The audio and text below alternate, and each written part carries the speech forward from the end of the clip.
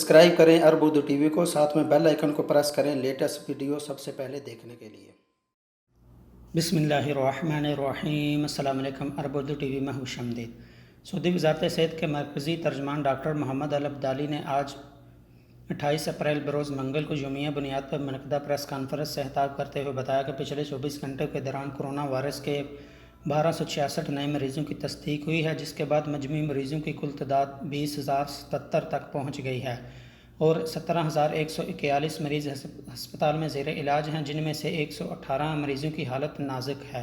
वज़ारत सेहत के मुताबिक मज़ीद 8 अफराद वफ़ात पा गए और वफ़ात पाने वालों की कुल तादाद 152 हो गई है और पिछले 24 घंटों के दौरान कोरोना वायरस से 253 अफराद शफ़ायाब हुए हैं।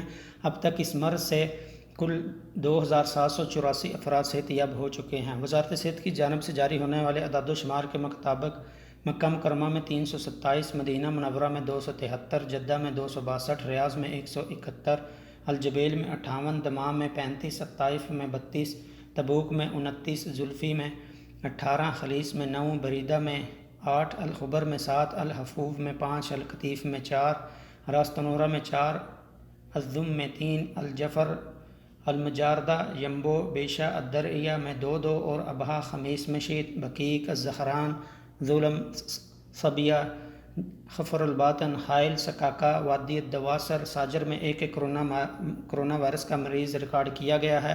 वीडियो पसंद आए तो लाइक करते हुए दीगर दोस्तों के साथ शेयर ज़रूर करें और कमेंट बॉक्स में अपनी कीमती राय का इजहार करना ना भूलें। सऊदी अरब से बाहर रहने के लिए चैनल को सब्सक्राइब करते हुए बेल आइकन को लाजमी प्रेस करें ताकि हर आने वाली नई वीडियो की अपडेट आपको मिलती रहे। वीडियो देखने का बहुत शुक्रिया। अस्सलामु अलैकुम व रहमतुल्लाह।